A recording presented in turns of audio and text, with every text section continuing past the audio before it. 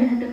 આ પ્રસંગે આરોગ્ય મંત્રી પરબતભાઈ પટેલ, ધાનેરાના ધારાસભ્ય મફતલાલ પુરોહિત, ડીસાના ધારાસભ્ય લીલાધરભાઈ વાઘેલા, પૂર્વ મંત્રી હરજીવનભાઈ પટેલ, નથાભાઈ પટેલ, ચેતાભાઈ પટેલ, અન્ય અગ્રણીઓ તેમજ ભાવિકોની વિશાળ ઉપસ્થિતિથી વાલેર ગામમાં રીતસર માનવ મહેરામણ છલકાયો હોય તેવી પ્રતીતિ થઈ હતી।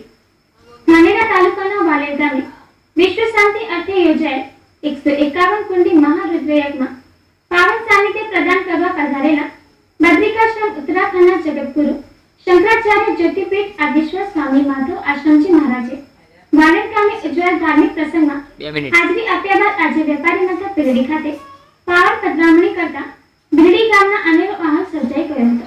ભીલડી ગામના જાણીતા વેપારી અગ્રણી શાંતિલાલ મગાજી ઠક્કરના નિવાસસ્થાને પધારેલા જગતગુરુ શંકરાચાર્ય મહારાજનું ઠક્કર પરિવાર દ્વારા વાસ્તે ગાસ્તે ભવ્ય સ્વાગત સામાયું કરી ફૂલોની છોડો વચ્ચે પાવન પગલાં કરાવાયા હતા।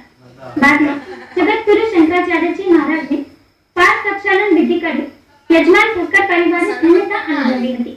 આ અવસરે યજમાન શાંતિલાલ ઠક્કરના મોટા ભાઈ રતિલાલ ઠક્કર, અશોક કુમાર ઠક્કર, અન્ય પરિવારજનો તેમજ ગામના અગ્રણીઓ અને ગ્રામજનોએ મોટી સંખ્યામાં જગતગુરુ શંકરાચાર્યના દર્શન વંદન કરી શુભાશીષ મેળવ્યા હતા।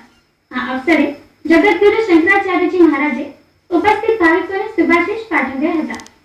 ન્યૂઝ બુલેટિન પૂર્ણ કરતા પહેલા મુખ્ય સમાચારો પર જીત્યા ઉપર હજી આવશે આપણું